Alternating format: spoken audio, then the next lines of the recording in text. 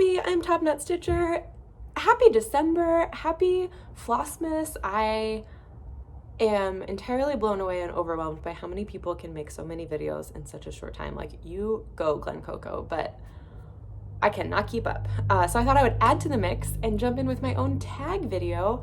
I am currently at home visiting my family in Kentucky, and I am coming at you from my sister's bedroom because she has the space where I can sit closest to a light and without, like, I have kind of enough space to move around.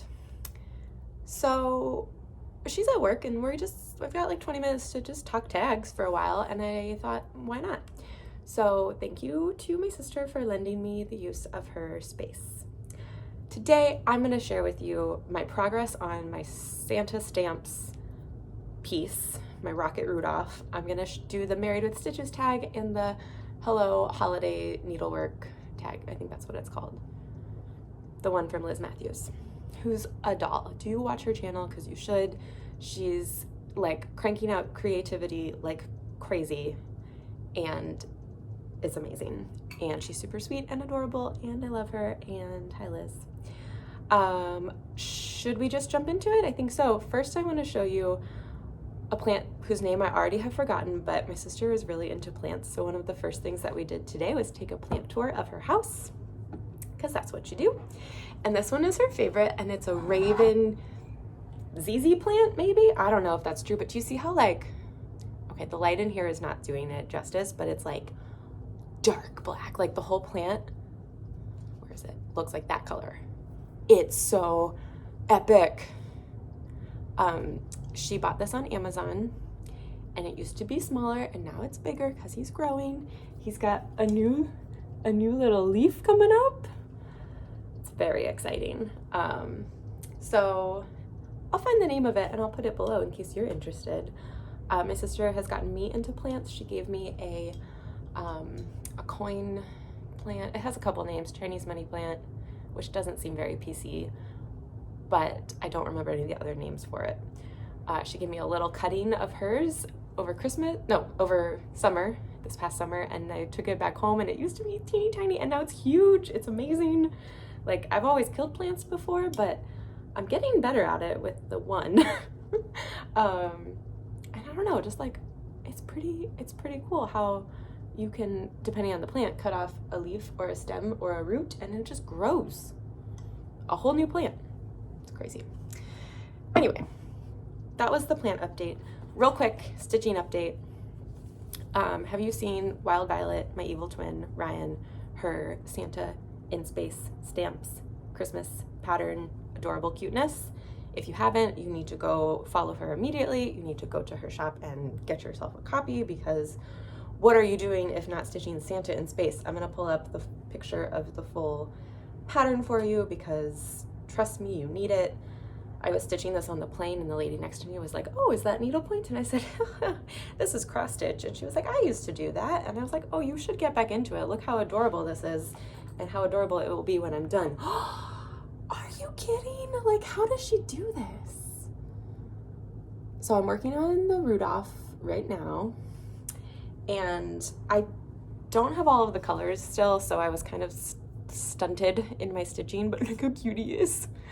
And instead of the called for DMC color, I pulled out Roasted Chestnut by Classic Colorworks, because I wanted to be able to stitch him, and he was a great plain stitch. He kept me company. We watched Shark Tank. We impressed the lady next to me, and he's almost like, there's not much more stitching on this to do, because he just has his like back leg, and then his jetpack needs to be filled out a little, and he needs, of course, the rest of his space helmet, and then there's like a couple stars and like little doodads, but like the bulk of the stitching is done, and I cannot wait to get the rest of the colors I need so I can finish him. And then, of course, I'm going to stitch the other two. I'm going to do all three in a row on one piece of fabric, because I'm a lazy FFOer, and I would rather FFO one big thing than three little things. And I'm okay with that. Okay, now it's time to talk tags, because we are fast. We're quickly running out of time. There we go. I can talk. It's fine. Okay, we're gonna start with the Married with Stitches tag because that's the one I wrote down first. I'll put the link to their original video down below, but you know I love talking Christmas, so we're just gonna chit chat. Today we're enjoying lemon LaCroix. Cheers. Good stuff. Okay, so is your Christmas tree real or artificial? Growing up, we always had an artificial tree, and it was one of the worst parts of Christmas was putting that thing up because it was a big, like, I want to say like an 8 or 9 foot tree, and it was like wide, and every branch, it was an older tree, like we got this in the 90s for sure. Every branch was separate and color coded, and you had to take the branch and flip out all the branches, and then you put the bottom row of branches in, and then you string the lights, and we were very thorough with lots of lights, and then you fluff out the next branch. It was like a whole day affair of putting up this tree, and we would have to wear like rubber garden gloves because the tree was so scratchy and it was really not enjoyable. It looked beautiful at the end, but it was a long process that I never enjoyed. And then we did, of course, love putting up all of our ornaments and enjoying the tree. But that pretty much scarred me for life from artificial trees. We have since, my mom now has a pre-lit tree that is much smaller and more manageable, easier to assemble. But even that, we don't always put it up every year because it's just so much work. But for the first time in my life, 3 years ago, I got a real Christmas tree at my house. And before that, I would maybe get like a little like rosemary bush or something little and festive, or have like a little tiny like dollar store tree. Those days are gone. Now I get a real Christmas tree. And I never, like, yes, it's annoying to have to like bring that thing inside and deal with all the needles and water it and do all the things, but it sure is pretty, and it smells so good. This year I really wanted to get a short one, but my roommate wanted a bigger tree, so we got a bigger tree. But next year maybe we get a little tiny tree, not like Charlie Brown, not like super scrawny, but just little. I thought they were so cute. Okay, that's too long of a story. Let's move on. Do you open presents on Christmas Eve? Not really. Growing up, we would do like if we had received a gift from like a family gift from our like out-of-state relatives, we would maybe open that, or occasionally if there was a very pajama-y item to open, we would open it, but not a big Christmas Eve present family. Favorite holiday movie? Last year, I watched Arthur Christmas for the first time. It just came out in like 2017 or something, so if you haven't heard of it, you're not too far behind. It's an adorable cartoon movie about a family of Santa Clauses, like generations of Santa Claus, and I don't know how to explain it without like giving things away, but it's just the most extraordinary, magical, adorable, creative, kind of like futuristic Santa, kind of like space Santa. There may or may not be some similar elements in this movie. Just please go check it out. It's wonderful. It's charming. It makes me cry. It makes me laugh a ton. It's super adorable. So if you haven't seen it, please go find it and watch it. What kind of food do you leave for Santa? So we always made a birthday cake for Jesus. And so we would leave him a slice of birthday cake. And so Santa would get that. We had like a special plate and mug that said cookies for Santa and milk for Santa. So we would leave that out. And I think pretty much always did birthday cake, but if we had Christmas cookies, maybe we did that too. We still do birthday cakes for Jesus most years. It's pretty wonderful. I don't really like cake, but I do like Jesus's birthday cake. Let's see. Number 5. When you don't like a present, are you honest or do you pretend to love it? I will pretend to love it until I die. Yeah. I also I'm genuinely like a very easily pleasable person. I'm just like too easygoing by nature. And so if someone has selected this gift because of like they set out to buy something with love and intention and it means something to them, it means something to me. So typically I would just accept it and thank it, and often would like use it and have it fulfill its purpose and then say thank you and get rid of it. Or I'm pretty good at like my mother really loves gift giving. That is her love language by far. And she has really learned over the years to work with us, because, you know, she knows that we have different tastes and different favorite colors and all of that. So very often she will obviously hope that we love whatever she gets us, but she goes into it with a good mindset of like, if you don't like this, let's return it and we'll find something that you do like, which I really appreciate, because that's how I want my gifts to be received. Like, I feel so much pressure to get the perfect gift for people, and sometimes that comes really naturally and easily, and sometimes it does not. But when a nice, thoughtful gift, ooh, it's just, even if it's something I don't want, but they thought about it, that's great. Anyway, I can pull it off, like the scam of the century. But I do honestly like most things.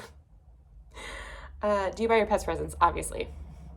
Jam this year, he's being taken care of by a friend, but I left a stocking for him for Christmas, and it has a toy and a treat. It's nothing crazy because I won't be there for him, but he definitely gets a present for Christmas and for his birthday, which is in March, if you're curious and want to send him a gift. He loves toys. Have you ever gone caroling? No, as a kid, forced to in like, you know, nursing homes and stuff like that, but not by choice ever. I don't enjoy it. I enjoy singing like to myself. I do not enjoy singing in front of other people. I do like a good caroling. Usually on Christmas Day, my aunt's condo, they have a piano out in the foyer, and so we'll go out at the end of the night and my cousin plays the piano and we all sing, and no one really knows all the words, and we're just like loud and crazy, and the neighbors come out and join us, and it's like cute and cozy, and then we all go home. So it's not really caroling, it's just singing Christmas songs, and that I enjoy because it's a beautiful time of the day. Have you ever kissed under a mistletoe? No, I don't enjoy forced kissing. Have you ever regifted? Oh yeah. So if I really love and appreciate a gift but won't actually use it, I will regift it after properly faking and appreciating it. Throughout the year, I will also kind of like collect little odds and ends that I come across that like I don't want, but that would make a good stocking stuffer, you know, not like junk, but I'm trying to think of an example and I can't think of one right now. But I regift for sure. I try to regift into different circles. In my family, stockings are a very big deal. I have an extended family of like, I don't know, 25 plus people. And now that all of us kids are full adults, mostly, the unspoken rule is that you bring something for everyone's stocking under the threat of you don't get your own stocking. So stockings are really a big deal. We also do like a gift exchange names, but the real winner is the stockings. And so there are a few things that obviously get regifted in stockings, which I'm totally on board with, but there are a few things that will get circulated year after year. I think the most epic one was, you know, like way back in the day, there were these like bath confetti things. So not bath bombs, not bath salts, but like just straight up looked like confetti, but would melt in the tub.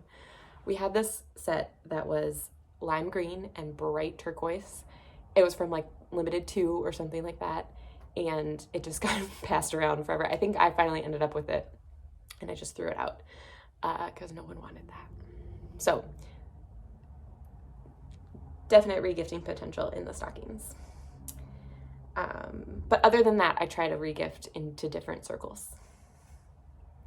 Okay, if you're regifted, do you save bags for gifting? Oh yeah, my family is very, very into sustainability, and so we've been reusing the same bags and wrapping paper and ribbons for years and years.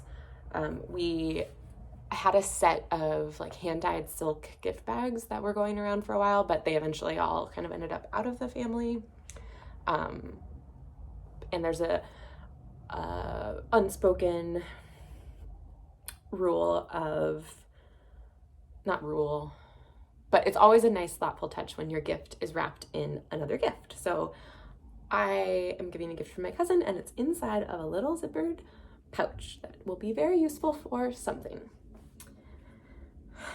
Okay.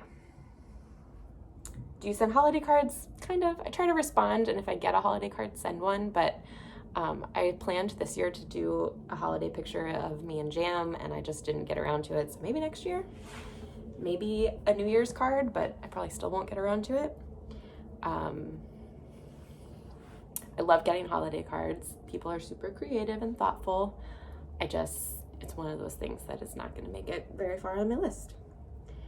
Be honest, do you enjoy receiving gifts or giving gifts? I enjoy receiving gifts when I'm not the center of attention for that gift. So I don't really love there being like a huge spotlight on me and feeling like I have to perform, but also it's not performing. Like, I react to every gift with like such genuine, like just extreme love for it. That makes it so easy for me to fake it if I don't love it. But I also genuinely just get really excited by things. Not surprising. So I really enjoy receiving gifts if there's a little bit less of a spotlight. And same for giving gifts. When there's like a purpose behind the gift, like I know you and I love you and I thought of you and I thought of this gift and I want you to have it, like that I really love. But like just the obligation of like, oh, I have to spend money on you and the world says that we have to, and so I'm going to, but I don't really know you or know what you would like, or any of like that element of gifting, which is pretty limited in my life, I don't enjoy. I find that super stressful. Or for people like my dad who doesn't want a lot of stuff, and I don't live near him to do like an experience gift, and he also can buy whatever he wants for himself within reason. He's a very like impulsive shopper for himself, so he barely spends money on random stuff, but if he wants something, you can just get it, because that's what you can do when you're a grown-up if you want to. So I don't enjoy shopping for him at all. But overall, pro gifts, thoughtful gifts, useful gifts, sustainable gifts, regiftable gifts, regifted gifts, thrifted gifts. I told my sister months ago I bought her what is her main present, and I got it for 50 cents at a thrift store. I'm really proud of it. I can't wait to give it to her. It's gonna be the best. Okay, that was a lot of talking. I am down to probably like 8 minutes before she gets home, so we gotta blaze through this. I shouldn't have trusted myself to chit chat. Let's move on to the Hello Holidays needlework tag from Liz Matthews. What would you rather stitch? Snowflakes, reindeer, Christmas tree, or menorah? Obviously, I would rather stitch the reindeer because I would stitch a rocket reindeer and it would be amazing. Second up, I would want to stitch a menorah because I believe there should be more menorah patterns out there, and Arlene Cohen, Works by ABC, just released a really cool menorah pattern where each candle is like different specialty stitches, and it looks awesome, and I have it on my radar to make next year as a Hanukkah gift for one of my friends. What needlework related tool is on your wish list? This is an excellent question. Honestly, I just want like proper storage. I repurposed all of the storage items in my house for TopKnot shop stuff, which is great. But then all my stitching is just kind of like shoved into boxes out of sight, which is not great. So just like some really a needlework tool on my wish list is a craft room. That'd be great in my 2-bedroom apartment in the Bay Area. Snuggling up for a good stitch fest, what's in your cup? Probably right now hot chocolate or LaCroix, because who drinks water? What supply or tool are you most grateful for currently? My little seam ripper, the one that comes with the little like nubbin on the end. When I was stitching that Santa stamp pattern, I definitely didn't pay very close attention to the border, and I was like, oh, it follows the same pattern. I can just do this, and then I just kind of need to pay attention once I get to the end of the row. No, there's some different counts in there. You gotta pay attention to it. So I had to rip it out, and I was bummed. But then I took the little, and it's good as new.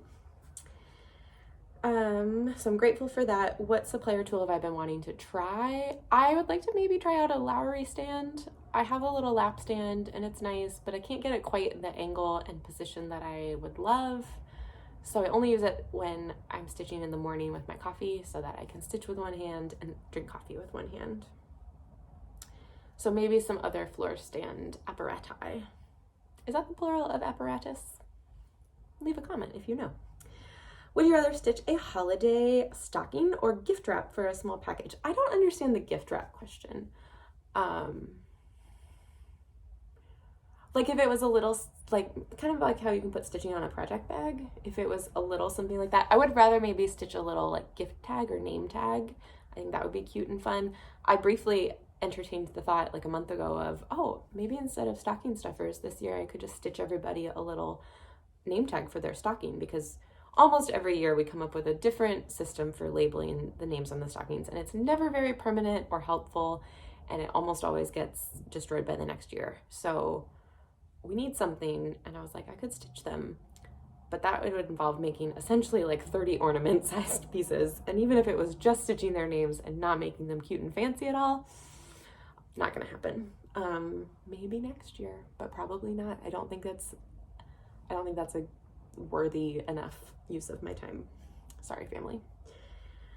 So I would rather stitch a gift tag for a package or a little tiny bag, but really I would rather just stitch the other stuff. Definitely not a stocking because that's full coverage and I just have no desire right now. My favorite holiday color fiber,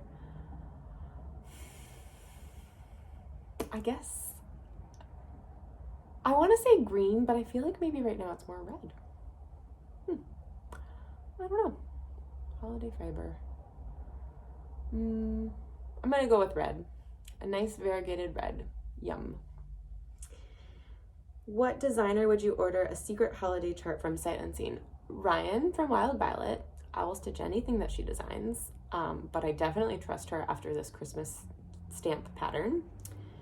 I would also probably stitch sight unseen. Oh, I don't know. I don't know if I trust anyone else as much as Ryan. Maybe Arlene. She's got some real nice little I love the geometric stuff, and at Christmas especially it can look like snow. There we go. So maybe something like that. Arlene or Ryan. Or any of my other friends who design things. Like, sorry. Okay, there we go. Hildy's Yule Tide, whatever it is, a very Hildy Yule, the Yule Ball, whatever you want to call it, from Bendy Stitchy. Oh, she's cute. I would trust her with a Christmas holiday stitch, but I would mostly trust Ryan. What will you be grateful to finally finish? Anything. I'm still kind of mulling over my stitching plans for 2020, and I've been thinking about whether or not I want to do a New Year's start, or if I want to just pick things to finish, or what. I don't know. I would love to finish And a Forest Grew. I'm still only on like the 3rd page out of 8, so it's not bad, but it's not getting a lot of attention. Stitch Mania kind of did me in. I was really motivated to start a lot of things, and that was fun, and I rode that wave, and now I'm like, oh, I have to finish things. I don't know where to start. So maybe I need to do some sort of like Stitch 9 element of just like pick a bag of projects and stitch them all. We'll see. What is your favorite holiday tradition? Every year before Christmas, my family gathers and we make popcorn balls that we then gift to all of our friends and extended family who don't get invited to popcorn ball day. And it's very, very fun. We use a recipe passed down through my family, and we also make a lot of, because popcorn balls are really good if you're eating them fresh, like as you're balling them, but they are not all that great after that. So in recent years, we've started making more like caramel corn and doing some like cookie decorating and like alternate holiday baked goods. But it's just the most wonderful day. We all gather and invade my aunt's house and make a huge mess everywhere. I have an aunt who makes seafood gumbo every year, and it's amazing. I like live for that day.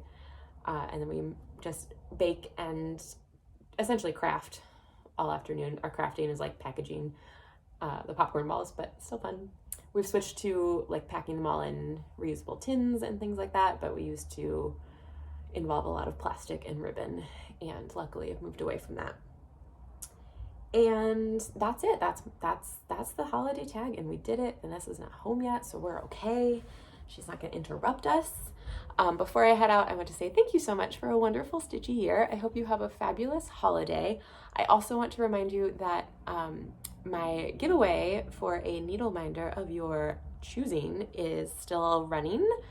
My shop is on vacation right now, so you can't, I have all the needle minders deactivated, so you can't look there to pick out a favorite, but you can check out my Instagram or just use your memory, because you all have memorized my whole inventory, right? But if you're interested in winning a needle minder, go back to my previous video and leave me a comment with your favorite and you just might win. I'm gonna pick a few winners because I love you all and I can. And I have not gotten too many comments, so you have a pretty good chance of winning something. So if you need a needle minder, hop on over. And then my shop will reopen on the 28th of December for orders, which will ship out right after New Year's. And this giveaway will stay open until I make a video in January, like my official Flosstube update. So that is the news. Thank you so much. Please go check out this cool tag and hear everybody's holiday stories. I hope you enjoyed mine. I am off to find some food in this house, and then we're gonna go Christmas shopping.